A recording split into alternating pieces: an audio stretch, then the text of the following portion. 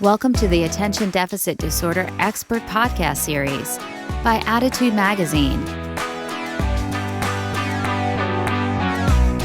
Hello, everyone. This is Wayne Callan for Attitude Magazine. Today's webinar, The Guide to Empowering Women with ADHD, is the third in our ADHD Awareness Month webinars.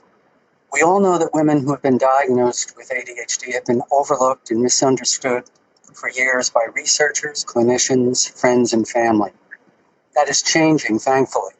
But many women are frustrated by the challenges and chaos that ADHD brings to their lives.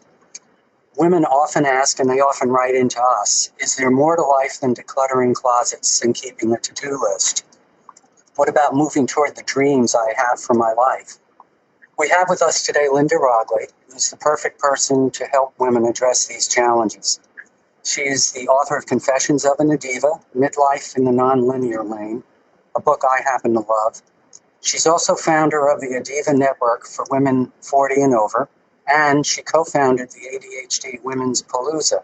She calls it an online extravaganza of ADHD women's experts that begins each February, so that'll be coming up in several months. That all being said, I'll turn it over to Linda now.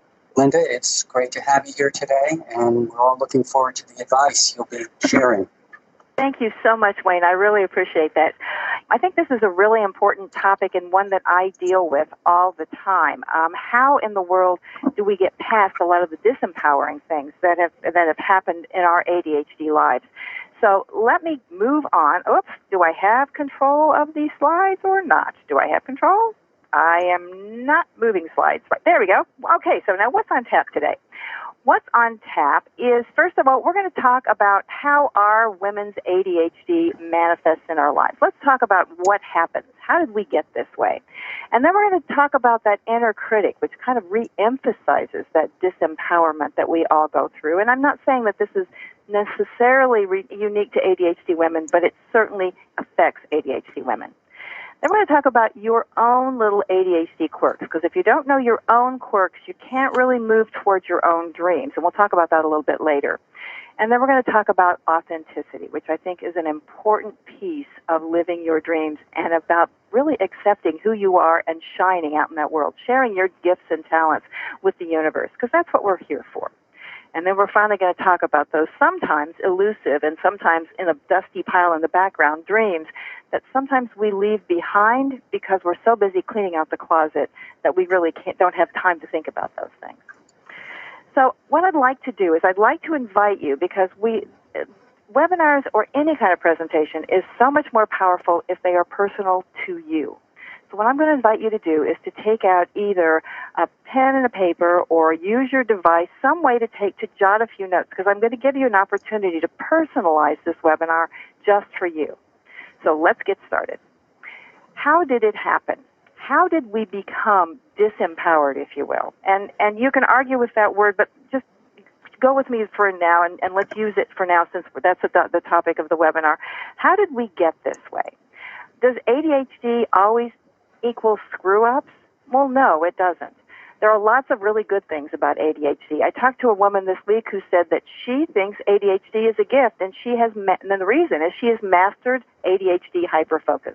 And she's a very successful entrepreneur. She's been a successful entrepreneur for 17 or 18 years, and she feels good about her ADHD. So it doesn't always mean that we're screwing things up, but there are some times that we have some less than perhaps stellar performances out there in the world. So I'd like to share with you a few of the stories that I have heard over the years. So this was a woman who wrote to me, and she said, she's actually a woman in my support group, and she said, I shop after midnight so often that the overnight checkout gal added me as a friend on Facebook. Yes. And another friend who said that she works in a laboratory here in the Research Triangle Park, and she's had a pretty good day working at her lab until the end of the day when she ran a pregnancy test, but unfortunately it was on a sample of male urine. And we're happy to know that the guy was not pregnant. That was really good But she was like, oh my gosh, what are we doing here? I had another woman say that she was running so late for an appointment. Can you identify with that? Oh my gosh, I run late for appointments all the time. And she turned on the wrong street. She finally got back to where she should be, and as she drove into the parking lot, she turned off the car before she parked, so that the car was still in drive and she was still moving, but she turned it off anyway. Another woman told me that when she had her first child, she was so afraid that she was going to forget that she was with me, that she wrote herself a reminder to take the baby with her and taped it in the garage. Don't forget the baby. And I have to tell you guys, this kind of blows me away, because my assistant told me that there's a new invention out. So apparently this is not just related to this woman, that actually is a weight sensor, and you put it in the car seat with your child, and it connects to the steering column of your car, so that when you turn your car off, you can set it for a certain amount of time, and if you don't take that baby out of the car seat, an alarm goes off. So I think it was actually designed with ADHD women in mind. But I just thought, my gosh, it must not just be us. And finally, I love this one, because there was a woman who, she works and lives in Illinois, and she got in her car after work one night, and she said she was so distracted by the gorgeous sunset that she drove all the way to Indiana. So yeah, these are funny, but at the time they weren't so funny, because when we wake up and say, "Oh my, what am I doing? You know, have I done that? Okay, I didn't turn the car. I turned the car off, and it's not in park." When does all this start? Well, for a lot of us, it starts at birth, right? It starts when we're really, really young, and we expect babies to be messy. But the problem is that we sometimes don't grow out of those messes. And so, I mean, even this little one is like, "Oh my gosh, what am I doing?" And as we get a little bit older, it becomes clear that people aren't really very crazy about that mess, or they're not crazy about our talking too much, or forgetting things, or perhaps writing on the walls. Perhaps that's what this little gal is done. I don't know. But we make bigger and bigger messes as we get older, and there are bigger and bigger consequences for that. And eventually those messes all kind of collide in this giant pileup of disappointment, and then that's when our self-esteem begins to take a hit. Although I can argue that our self-esteem begins to take a hit even when we're that little girl who might, with her little lip pouting out like that. And I have to tell you that it's very different for women with ADHD than it is for men. And I want to back up all the way to childhood, because girls' ADHD is not manifested the same way. Now, we all know that many more boys are hyperactive, so it makes it much easier to diagnose boys. But there are a lot of inattentive boys as well, and many more inattentive girls. But no matter how your ADHD manifests as a child, it is different in the way that we view our ADHD. It's interesting because little boys, especially hyperactive little boys, tend to let the criticism about their ADHD behavior kind of roll off of them, and they kind of blame other people. They'll push it outside. Oh, it's the teacher's fault, or it's my friend's fault, or it's the school's fault, or it's anybody but me, right? Little girls, on the other hand, take everything in. We tend to believe, now this is not, of course, universal. All of these things there are exceptions to every rule, but most little girls, when they are criticized, or they find that they've done something wrong, or they've stepped in a mud puddle with their brand new white patent shoes on, they take it as an affront to their person. They not only say, "Oh, it's me," they say it's my responsibility, and everything becomes my fault. You can imagine how this impacts self-esteem. Girls are diagnosed a little later than boys, so they don't really know what's going on with them. And even if our girls are diagnosed, sometimes parents are reluctant to label their children. They are with boys as well. But girls are hurt by those cruel remarks, and so they begin to think that if they can just fix themselves, that everything will be all right. And that continues throughout our lives, unless women wake up to what's going on. And of course, as we get older, then we have the added challenge, shall we say, of all the roles that women take on. And there are many of those roles. We start juggling. right? There's a husband or a partner. There's a baby or a child. And a lot of times that first or perhaps the second child is a huge breaking point for a lot of women with ADHD. We have this role expectation most of the time to do the grocery shopping and get the food on the table and all those kind of household duties. We are kind of charged with taking care of the maintenance of all that stuff out there, including our cars. And you'll notice that this one happens to be a Focus, so that we can actually focus on the car. We got to stay, got to take care of our bodies a little bit. We got to, keep it trim. We got to exercise. We've got all these things to do. We need to take care of work. Most of us are working and taking care of families.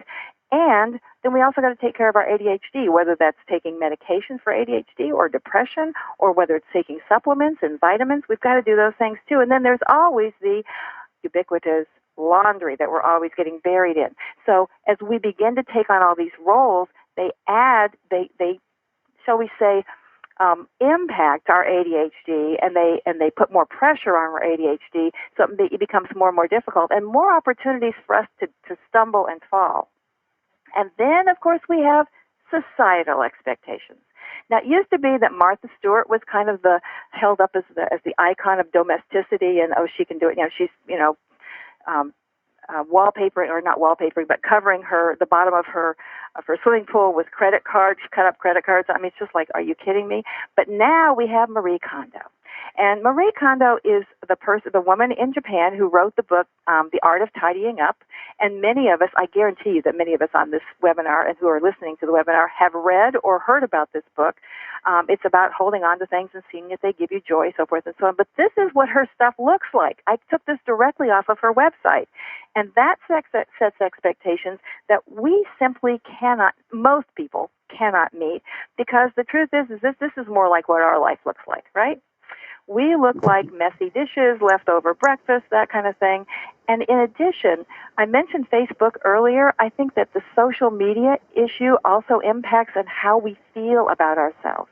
Because if we see somebody on Facebook who has this beautiful, like, go back to Marie Kondo, have this beautiful setup in their office, then it's kind of like, oh, we can see inside their lives. We don't want anybody to see inside mine because it might look just like this.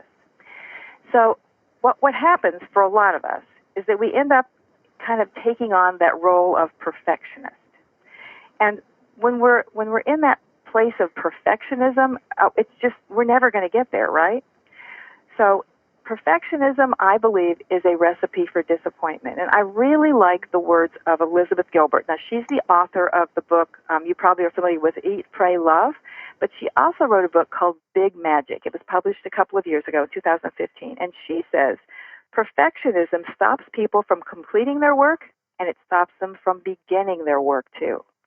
Perfectionists often decide in advance that the end product is never going to be satisfactory, so they don't even bother trying.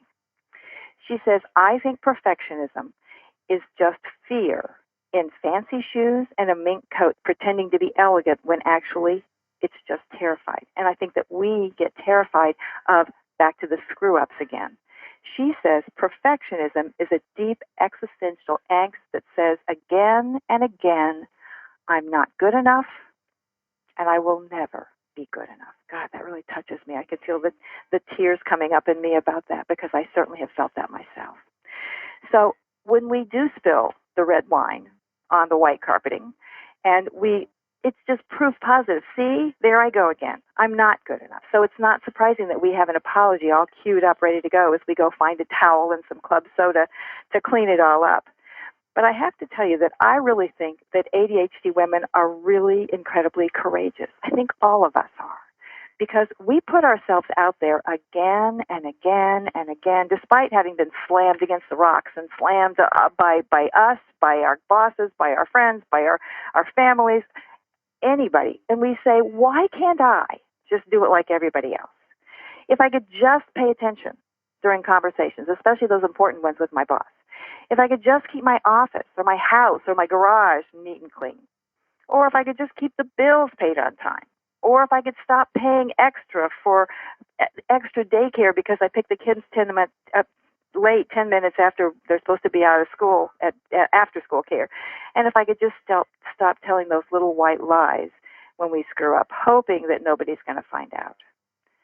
And what ends up happening is it comes right back to that little girl again.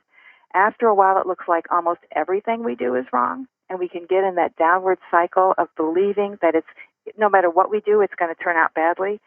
And then we begin to decide that all the mistakes are my fault. That's when I started apologizing to doorknobs. I started apologizing to desks. I started apologizing to inanimate objects. It was just on cue. It was in my head, and I'm sorry, I'm so sorry, because I figured there was something I did wrong somewhere, right?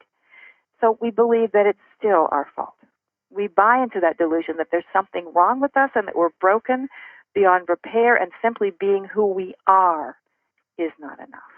We clearly have a warped sense of who we are. But we see it as a clear mirror, but the truth is it's not the real woman that you are. And as long as you see yourself as that defective person, you're never going to be able to live into that fullness and that richness of who you truly are. Okay, so what do we do about it? Let's stop talking about all the bad stuff. Let's start talking about the good stuff, shall we? First of all, we're going to listen to those old voices. So those old voices are the ones in your head that keep telling you, not good enough, not good enough, not good enough. And where do they come from? They come from all of our experiences, but they also come from our decision to pay attention to them, right? It's that kind of undercurrent conversation you have with yourself all the time. All those little things that stay in your mind and don't come out of your mouth, at least most of the time. Sometimes you can say that to yourself. But first you need to wake up to those voices. And when I started waking up to my voices, when I first heard about this, this was from my very first executive coach. It's been more than 20 years ago, and she called it minding the mind. And she said, I just want you to kind of separate a little bit, and I want you to pay attention to what you're saying to yourself. It was really hard for me to do. Plus, I thought it was kind of woo-woo and crazy, to tell you the truth. But when I finally did pay attention to it, and it's very difficult to stay in that place, when I did pay attention to it, I realized it had been monitoring me all the time. It had been monitoring my actions, my words, my thoughts, every move, and it kept saying things to me like, don't stand too close to them. Oh, you're talking to it. Oh, no, are they laughing at me? Oh, no, what did I do wrong? So dealing with this monitor, because I think that we all have, perhaps you don't call it your monitor, but I think we all have something like this, is a 3-step process. So first of all, you need to start listening to that voice and then get that voice out of your head. So I'm going to give you a couple of moments. If you didn't grab a pen, this is a great time to do it now. You can scratch it on the back of your hand. No, I'm just kidding. Don't do that. We probably have Post-its laying around, though, if you're like me. Grab yourself a Post-it or a piece of paper and jot down a couple of the things that you can hear in your head that are the monitor kind of things. Oh, don't do this. Oh, are you an idiot? Are you kidding me? Now what's wrong? I can't believe I did that again. So stupid. I never get it right. I can't. Oh, I only deserve to eat the leftovers. So I'm going to give you a few seconds, and I'm going to be quiet so I'm not distracting you. And we're going to just hum music lightly. No, I'm just kidding. We will not hum music. Write down a couple of those messages that your monitor shares with you that are negative. Oh, it's so hard to let silence go, I have to tell you. I know you guys are still writing a little bit, and I hope you are writing. I hope that you are playing along with me, because it's really important to get them out so that you can, kind of shine the light of day on them to see how absurd that they are. Some of them are really absurd, and that's okay. If you can't think of any of them right now, that's okay, because just even putting that suggestion in the back of your brain may allow them to come up later on after you've been out of this webinar for a while. So after we get them, after we notice them, we can pay attention to them, we're minding the mind, then we get them outside of our body on a piece of paper so that we can see them and see kind of how ridiculous they are, or maybe they don't seem ridiculous. Then we're going to pull them apart. It's kind of like this taffy machine. Those of you who are listening just on the podcast, I have a taffy machine in front of me, and it literally pulls things apart, right? So as you pull them apart, you begin and have them on a piece of paper. You can say, let's pretend that you said you're an idiot. Because I have to tell you, that's something I've said to myself. What an idiot you are. So I look at myself, and I look at that, and I say, you know what? Am I truly, literally an idiot? Even though that's not a very PC thing to say. And therefore, why would you say it to anybody, let alone yourself, right? But are you an idiot? I guarantee you that if you are listening to this webinar or watching it or participating in it or had gotten the email, that you're not an idiot. You have a brain working in there somewhere. So what's actually true? What's really true? If you screw something up and you say you're an idiot, The truth of the matter is that you did the best you could do in that moment. Let me say that again. If you screw something up, and I'm using those words that you might use, but if you do something that you're not proud of, you did the best you could in that circumstance. If you could have done something differently, or if you could have done something better, you would have done something better, right? This is called reframing your thoughts, right? It's not the same as letting yourself off the hook. It's not saying, oh, well, I was fine, I just did, no problem, no problem. It's a more honest and more authentic, notice that word again, that authentic way of dealing with yourself. So a lot of our little scream and meme things are left over from childhood, and they served us. That monitor served me well when I was a kid. Like it said, don't cross the street, there are cars coming. It protected me. The problem today is that I'm an adult, and you, I assume, are adults as well. And those scream and meme voices, some of them may be valid. I still don't want to walk in front of in traffic, right? But a lot of those messages are outdated, and they're not useful anymore. Just like this manual typewriter in its own case, which I had one exactly like this when I was way, way back old. I don't even want to talk about that. But it's not useful for you anymore. So you don't need somebody to nag you all the time about those things and say you're an idiot. You don't need that anymore. You need to be more authentic and more realistic about that. So then what do you do with those thoughts? You say bye-bye.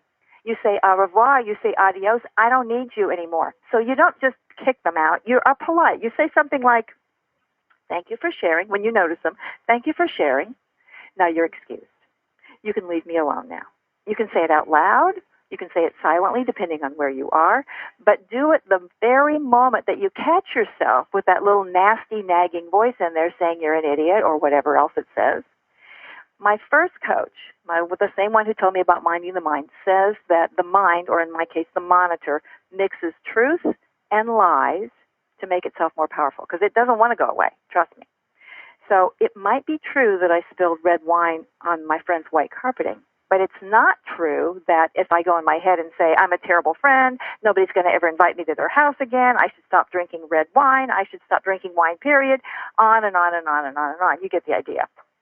So just having that awareness is making giant steps toward getting your power back. And isn't that what we want? We want to be powerful. We want to be in control. And then it really becomes more about inserting a more resourceful thought there. So instead of saying, I'm an idiot, I spilled the wine, I'm going to say something more like, to myself. I'm saying this to myself. I feel really badly that I spilled that red wine. And, it was an accident because I was holding a plate and a fork and the wine glass and somebody bumped me, and it was really an honest mistake. It wasn't, oh, there I go again. It was an honest mistake. And, I did the right thing by taking responsibility for it and by getting something to clean it up. And you know what? I do like red wine. So the next time I have it, I'm going to ask for a stemless glass. And I'm going to make sure I don't overload my hands with other stuff. And I can't control whether somebody bumps me or not. But you know what? I'm okay because I did the best I could in the moment. That's the voice that you want running through your head. Not, I'm an idiot. You want, I did the best I could in the moment. However, there are still going to be people out there, the slide says renewed assaults, because there are still going to be people out there who are going to be judging you. Now, this first voices I'm talking about were the internal voices where we're judging ourselves. We're still going to have people out there who are judging us. You did what? Are you kidding me? It's going to happen. You're going to spill the red wine and somebody's going to say, are you an idiot? They're going to say it to you. You don't even have to say it to yourself. But the truth is that your job is to keep that judgment out of your head, because that's their reality, that you're an idiot or that was a stupid thing. That's their reality. It's not your reality. So what I invite people to do is to take those statements that people make to me, and I put them out on a little imaginary plate. I'm holding my hands together, palms up in front of me, and I put those statements that someone says about me on this little imaginary plate, and I look, is that true? Is that imaginary? Or is it real? Is it about them, or is it about me? I mean, this woman here is having nightmares, obviously, and I think we can have nightmares about the things that people say to us because they do hurt us, just as they did when we were children. But you decide whether it's real. Is it really a big deal? I mean, is it such a big deal or not? It might be a big deal to them, in which case you take responsibility. And who is really responsible for dealing with this? So you take responsibility for your part in what happened. Yes, I did spill the wine. I talk it out with the person that is, saying those things to me, if it's appropriate in the moment. Instead of saying, oh, I'm so sorry, oh my God, I'm so... Instead, you take the responsibility for exactly what your part was. And your part may be a tiny part, but you still take responsibility for it.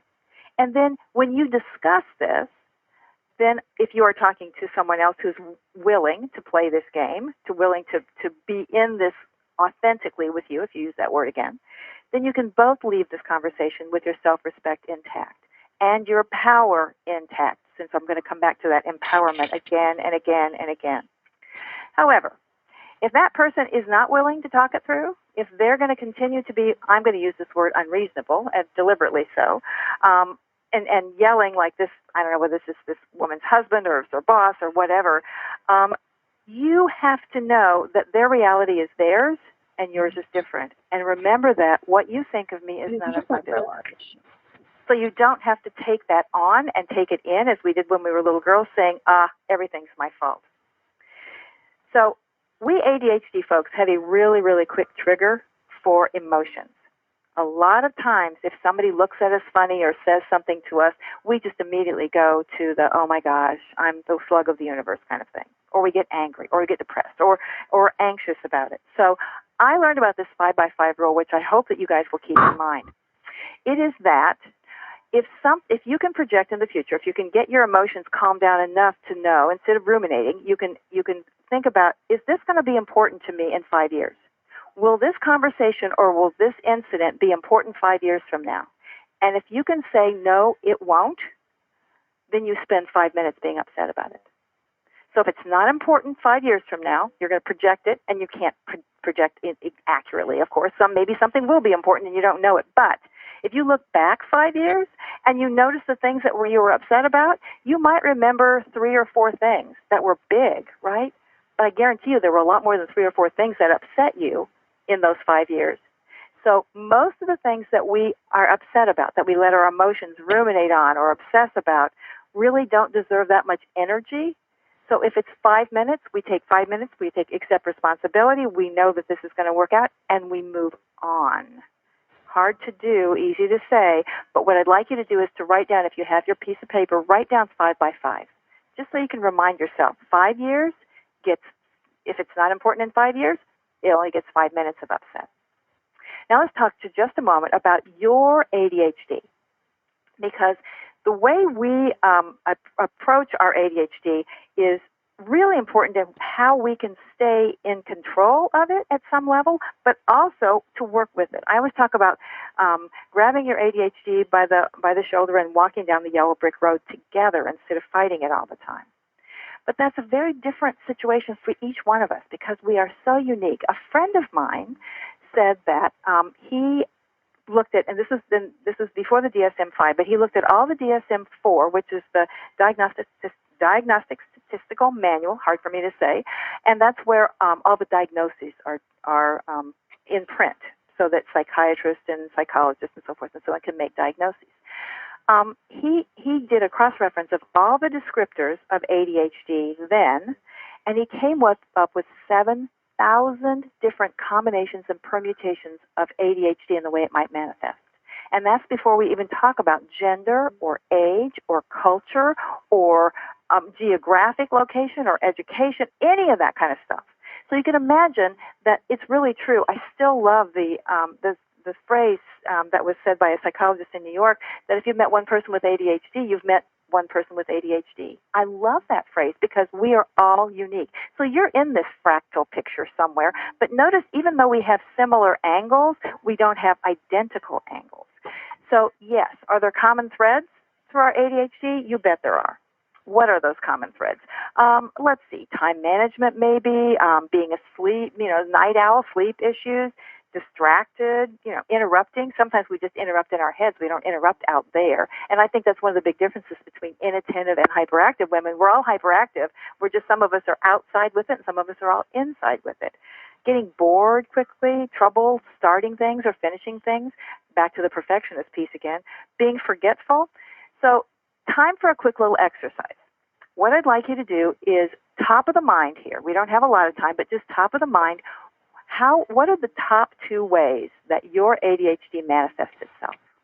Just the very, very top couple of things that just come right to mind. We'll just give you a few seconds to write that down. Okay, I bet that didn't take you very long, because we're always good at saying, oh yeah, that's what I do wrong. That's what I do wrong. I can tell you that the top of my list is follow through. I so suck at follow through. And reframing that, I'm doing the best I can in the moment with every single thing that I do. So I just want to remind you that there's a lot of pathology out there. So about ADHD, let me just finish that sentence. So one of the reasons that I created my group of ADHD women was that I just feel like, gosh, it's all bad news. It's such bad news all the time. We get more car accidents, and this is wrong, and we have more unplanned pregnancies, and, it made me want to just go out and jump off a cliff or something. And I thought, I'm not that bad. And other people I know who have ADHD, whom I know, and now I know many, many more of them, I actually kind of like them. I like them a lot. So I wanted to reframe those negatives, the pathology of ADHD, into something more positive. And I'm just going to give you a very quick sample here. So one of the words that's always used about ADHD, and it's part of the DSM-5, is impulsivity. But instead of saying that I'm impulsive, perhaps instead I'm being spontaneous. Spontaneous has a much more positive bent to it, and it may be the same action, but my impulsivity can be construed as spontaneous, the same way that being distracted can also be seen as being observant. If I'm being distracted from what I'm doing, I'm actually observing something else that's going on in my environment. If you're in hyperfocus, which some people think is a really good thing, and some people think, oh my gosh, I'm such hyperfocus, I forgot to eat and go to the bathroom and sleep and all that kind of good stuff. Hyperfocus is another way of saying that you're concentrating or that you're in the zone. So if we talk about procrastination, it can also be being very thorough. Now, again, extremes on all of these are not what we want to do, but I just want you to think about the things that you just wrote down on your list. How can you reframe those into something that's more positive? Okay, let's pretend that you are distracted. Let's pretend that you're forgetful. Well, maybe what you're doing is you're actually giving yourself a little extra time to make sure, back to thorough again. Maybe you're making sure that you're taking care of everything that needs to be taken care of in the moment. And maybe you needed to go back, because remember, you're doing the best you can given the circumstances. Oh, I've got another one, inattentive and also thoughtful. If I'm not paying attention, maybe I'm actually thinking about something. I'm in my own stuff. So what I invite you to do, and we don't have time to do all of this in this webinar, but I invite you to put this, perhaps as a to-do on your very long to-do list. You want to create your own personalized recipe for your ADHD. So we really need to know, how does it work for me? And you probably are already doing some of these things, because that's how we do strategies, right? But if I need to file my bicycle warranty in the same file as my life insurance policy, that is exactly what I'm going to do. I don't care what anybody thinks about it. It's okay for me to do that, because that's what my ADHD needs. Now, what I invite you to do is to think about, what are the things that you do that you need to make your ADHD be hand in glove with you, with the way you operate in your life, given your circumstances, your life, whether you have children, little children, big children, empty nest, whether you're working, whether you're not working right now, single, married, partnered, any of that kind of stuff. It's all about you. This is all incredibly, incredibly personal to you. So, okay, so last time we're going to do this little thinking and writing and thinking and writing. Write down just one way that you can mold the world to fit your ADHD in a way that works just for you. No one else has to understand it. No one else has to approve of it. It's something that you are proud of, something that actually kind of fills you with joy, something that makes sense to you that may be silly or off the wall to somebody else. So I'm going to give you just a few seconds to do that, because I guarantee you there's something right on top that you can think about with that. Okay, jot down just enough so you got it. So you can work on it later. But remember that you can't fix everything. Yes, we all have to toe the line sometimes. We have to fit into that world of normal, whatever the heck that means. But most of the time, we can mold our ADHD to fit us. So you may need to, quote, fix your tendency to be late to appointments, but maybe the way you fix it is by sliding in just at the last minute for appointments. Because remember that deadline, that's our adrenaline rush, right? Those of us are self-medicating with deadlines. Maybe the way we fix it, so for some people it might be showing up 10 minutes early, right? But maybe for us, it's getting there 30 seconds ahead, right? So the difference is we're not fixing it to be like everybody else. We're going to fix it so that we still get that last minute rush, but we don't go over the deadline. And yeah, is that difficult? Yeah, probably. All righty, let's go on a little bit farther then. I want to talk about being authentic, because the truth is that I think most people who are ADHD have a tremendous amount of authenticity. I think we cut to the bottom line. We want to cut out all the charades. Just tell me the truth. I mean, I don't want to deal with it, which is one reason we aren't really that great at negotiating cars and houses and that kind of. We just like, come on, just give it to me straight.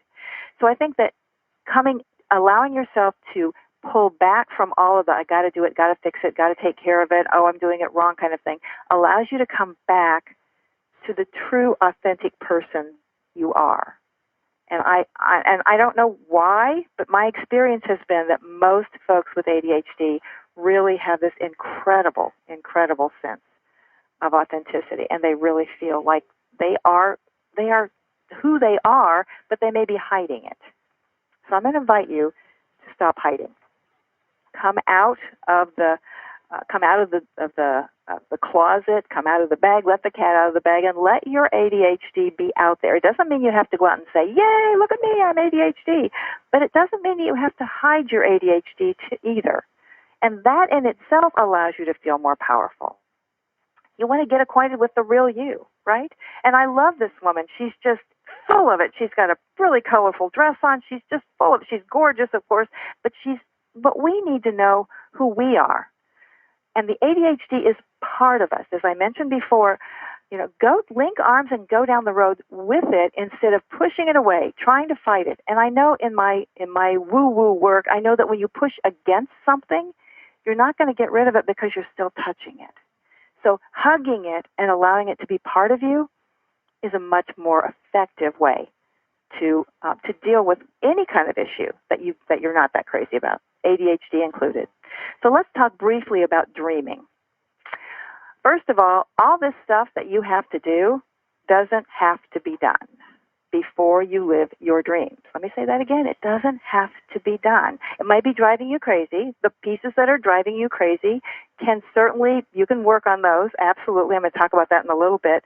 But at least allow yourself to say, well, let me just say, if you waited to get all that stuff done, you're going to be waiting until you're like years and years and years down the road. And you still may end up years down the road with maybe a chest of drawers that looks half cleaned up instead of only fully cleaned up. There's nothing wrong with setting an intention. But there is something really wrong with setting the intention ahead of who you truly are and and to share back to sharing your gifts in the world. And if you don't know what those dreams are, because I talk a lot about dreams in my work, and people say to me, well, I don't even have any dreams.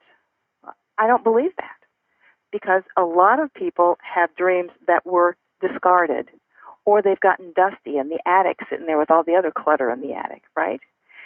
And a good way to kind of reignite those dreams, or to remember what some of them were, is to go back when you were a little kid. A lot of people said, oh, this is what I wanted to be when I was a little girl. Well, what I wanted to be when I was a little girl was that I wanted to be a ballet dancer. Now, I don't particularly have a ballet dancer's body, and today, if I did, as I'm asking you to do, to take a walk backward in your mind like they do on Sesame Street, I don't probably think that I'm going to say, okay, I've decided I'm going to be a ballet dancer. Not that I couldn't, but I just don't think that I want to do that. But you know what I could do? I could take some ballet lessons. I might look silly, but you know what? Then I'm living that piece of me. I'm feeding that little piece of that little girl in me that really wanted to be a prima ballerina, and then I found out that all those people starved themselves, and I don't really know that I really wanted to do that when I found out more about it. One of the things that I did want to do when I was little, though, is that I thought that the people on TV who were in the newscast, like Huntley Brinkley, I thought those people were brilliant. And I thought, why don't they run the country? Because they know everything. They all know all the behind-the-scenes things. And what happened for me was that I became a journalist. I actually did some of those things. In fact, I even worked on TV. So I got to live some of my dreams. And you probably have been able to live some of yours too. But once you found out about your ADHD, if you found out later in life, as I did, some of those dreams were obscured. You realize they've been obscured and perhaps dampened. I've talked to so many people who say, I'm not really living up to my potential. I know I could do better if. And what I'm saying to you is that you can live into that potential and you can live into your dreams if you simply pay attention to them and give yourself a moment to realize what they were and put your ADHD stuff and your to-do list aside momentarily and say, you know what? I need this afternoon to go out and watch birds. I don't know. Maybe you wanted to be I don't know. I garden, so maybe I go out and I garden. Maybe that's part of the ways that I feed myself and I feed my dreams. I just want you to remember that there really are no limits. And the reason I have this picture of the mountain here is this is Mount Kilimanjaro. And a friend of mine, who also happens to be a client, decided that she wanted to do something special for her 50th birthday. And she decided that that's what she wanted to do, was climb Mount Kilimanjaro. She trained for 4 months because that was she went on a group thing so that they gave them the training options and told them this is what you need to do on this day, et cetera, et cetera. And then she got pneumonia. And when she got pneumonia, she said to me, I'm so sick, I just don't think I can do this anymore. But instead, she got through the pneumonia, took 2 or 3 weeks out of her training, and she went back to the training. And on her 50th birthday, she ended up at the top of Mount Kilimanjaro for her 50th birthday. So there's 2 important pieces here. Number one is that this woman's ADD, as all of us are. Matter of fact, one of her mottos is I always screw up. That was one of her mottos that she would say out loud. But she climbed Mount Kilimanjaro. Not only that, but she didn't do it when she was 23. She did it when she was 50. And now she's looking at another adventure now that she's over 50. I think she's going to turn 55 this year. And, she doesn't look like she's 50, right? She looks young and vibrant, as we all do, right? 50 is the new 20. But remember that that your dreams don't mean that you have to go back to school and be a nuclear physicist unless that's what you really want to do. It can be as simple as my dreams are, I want to be closer to my grandchildren. I want to live closer to them. I want to find a way to spend more time with them, whether I move there or any of those things. They can be very small things, and they can be gigantic things like climbing Kilimanjaro, or perhaps going back to school and becoming a nuclear physicist. And that kind of depends on where you are in your life, in your chronology, if you will.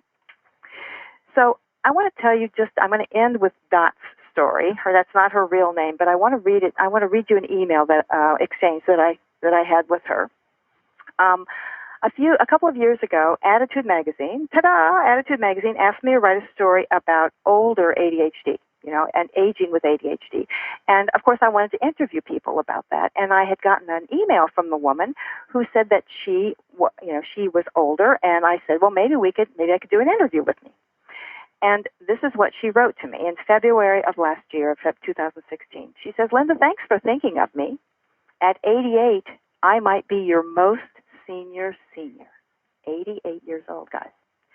I was never officially diagnosed with ADHD, no hyper here, but I am a perfect fit for all the ADD idiosyncrasies, and that all your info and other sources you provided of ways to deal with it are right on. Now, if I could only follow through with doing them and find support in understanding and accepting ADHD, I might make some progress. Oops, bad attitude, she says. Rephrase. I will get going on applying techniques, and I will overcome. 5 minutes at a time, 1 day at a time. My goal is to celebrate my 90th birthday in an uncluttered, organized home, with invitations actually mailed on time, not lost in Mount Mess, party favors, complete photo albums for each child, grandchild, and great-grandchild, et cetera, et cetera. Oh, and of course, 25 pounds lighter. So I wrote back to her. I mean, don't you love her? I mean, she's just so full of life at 88 years old. So I wrote back to her and I said, well, if I can't interview you, can I at least use your birthday story in the article? And I didn't ever hear anything from her. But about 3 or 4 weeks ago, well, I guess 5 weeks ago, I got this email from her in September of 2017, 18 months later. Linda, she says, sure, you can use it, but it looks like I was 88 when I wrote it, so your article is probably ancient history or my crooked fingers hit the wrong numbers. But the sad thing is that my 90th birthday is just 6 weeks away, and I'm not any closer to those goals. It'll be a miracle if I can find the floor or a tabletop by then. Maybe I could sell the house and rent a furnished, uncluttered one from my party. Sorry, it looks like I never found your emails regarding a telephone interview. I'm just uncovering many emails buried in the ancient not reads. Now, I read this email to the women who came to my last retreat, and one of them was so disappointed because she wanted a happy ending to the story. She wanted everything to be cleaned up, and she wanted Dot to be all going, and she wanted it to be happy. And I submit to you that Dot's story is a happy ending. This woman is not giving up. She's still as vibrant as she was 2 years ago, and she's 90 years old. She is not at all giving in. She still has her dreams. One of her dreams was to fix the doggone photo albums. And that's okay. And her ADD is, sure, it's in the way, but she's not fighting it. She's going along with it. So I just want to tell you that you don't have to be cowed in a corner by your ADHD. I got an email today from a woman who says things are going so badly, I'm afraid I'm going to lose my job. They think I'm doing better. I think I'm doing, but they don't pay attention. On and just, she's desperate. I hear from desperate women all the time. And yet the truth is that what they forget is who they truly are. An amazing, amazing woman with ADHD tendencies, that it's okay to be that way. Guys, I don't think I can make the slide go one more time. If you can move the slide one more time for me. I don't know what happened, but I seem to have lost control. Thank you so much. And I just want to remind you that the first sentence in my book that I wrote some years ago, Confessions, I think Wayne mentioned it, it was, I've stopped apologizing to doorknobs and desk corners and open drawers and all those other inanimate objects. I wrote that book 6 years ago, and yet sometimes those automatic apologies crop up for me again. And I have to go through this process again and again, reminding myself, you know what? You're doing the best you can. Given this circumstance, you couldn't have done it any differently, because if you would have been able to, you would have done it differently. So I have to tell you guys that the effort is worth it. I know this sounds like a lot, and gosh, talking about empowering women is this enormous topic. I didn't know exactly what I was going to talk about, but I wanted to bring you something of substance, something that goes deeper than just, oh, I think I'll clean this today, or, oh, I need to set another timer. We're more than those timers, and we're more than our ADHD. We are amazing, authentic women. So I invite you to trust me on this. Trust this process, but more importantly, why don't you trust you? That's your true power. Trusting yourself, trusting your ADHD, and smiling, because you know what? You're good. You're really good. So thank you. You can do the next slide if you want to. Thank you guys for being here. I so appreciate it. And please take a moment, if you will, and go back to those. I mean, you can hear the webinar again on the replay, and you can go back to those small little things that you wrote down and expand on them, because that will actually allow you to have that breakthrough. And it takes time to do this, but it's worth the time. I think that's all I got, Wayne. That was terrific, really terrific.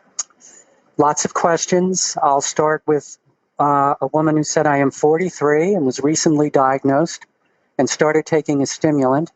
I think more clearly now, and I see my dreams more clearly.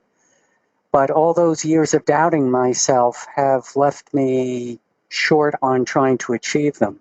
Should I see a counselor about all of the challenges, those types of emotions and feelings? Oh, she's already answered her own question. So the answer is absolutely. But I want to caution you, a counselor or coach, because a lot of coaches, ADHD coaches, can work with you on this as well. But if you see someone, please be sure that you interview them carefully. I just got an email from one of the women who I've been coaching on and off, and she said that she got her results back from her ADHD her ADHD evaluation, just like you. She's just been recently diagnosed, and her therapist or counselor wrote reluctantly that she said, I guess you have ADHD, but I don't really believe that you do. You're just taking on too many things. Well, of course she's taking on too many things. That's one of the ways she copes with her ADHD. Just my caution, my caveat to you is, please make sure it's someone who knows about ADHD and understands that as you move toward your dreams again, that you're going to need a lot of support with that. And you're going to, because of all that stuff in our backgrounds, those voices of doubt saying, oh, but you couldn't do this last time, what makes you think you can do it now? Because you have all of that, you need lots of encouragement and lots of support. And if it's not from that counselor, maybe it's from a loved one, maybe it's from a friend, a coach, you need somebody in your life encouraging you to move forward, because you can do it. And I'm so thrilled that you were diagnosed and you're moving forward in your life. Great job. You had mentioned hyperfocus, and one woman said, I love my hyperfocus. I just don't know how to access it all the time. She apparently is tremendously productive when she gets into that state, but do you have any triggers for hyperfocus that you might recommend?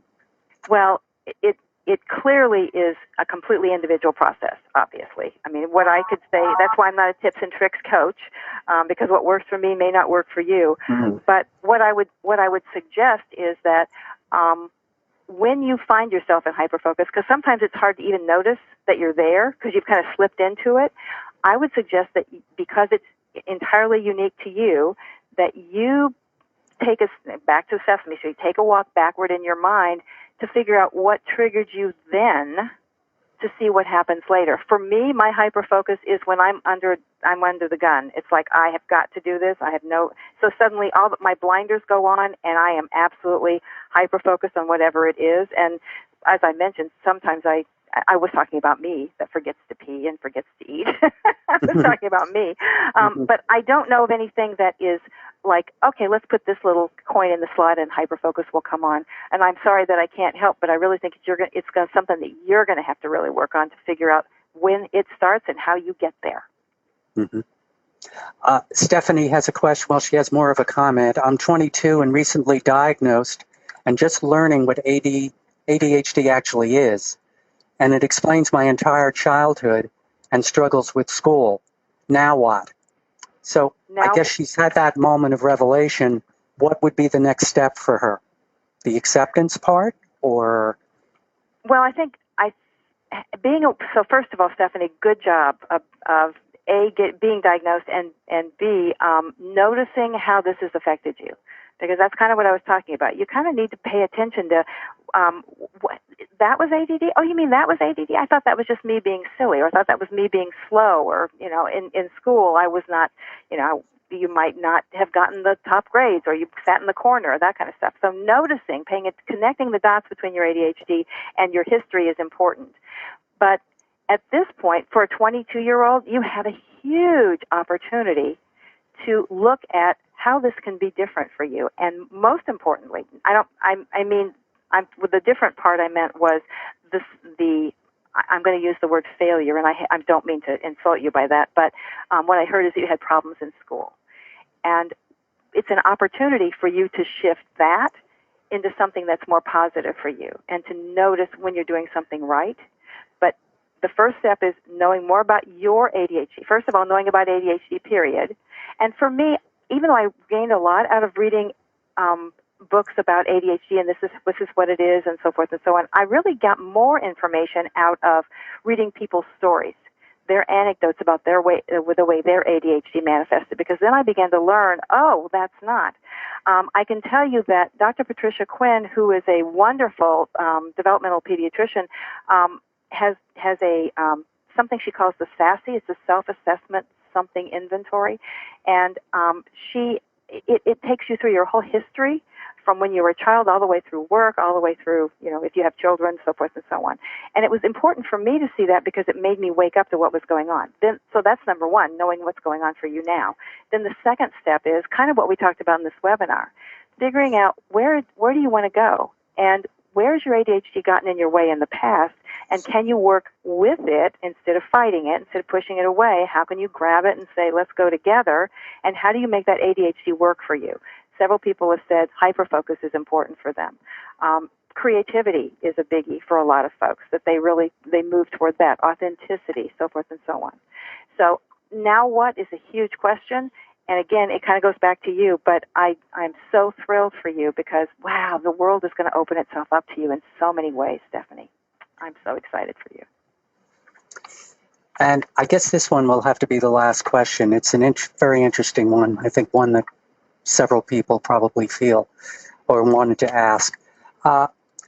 Rebecca asks, I'm stuck. I feel unable to face people I've inadvertently let down due to my struggles with follow-through.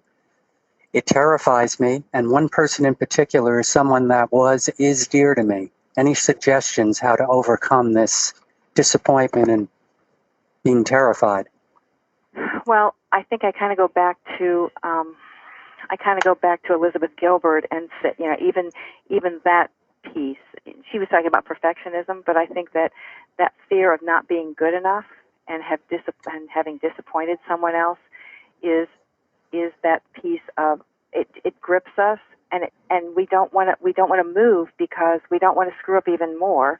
I know there have been many times when I've had conversations with my husband and talking about it made the argument even worse.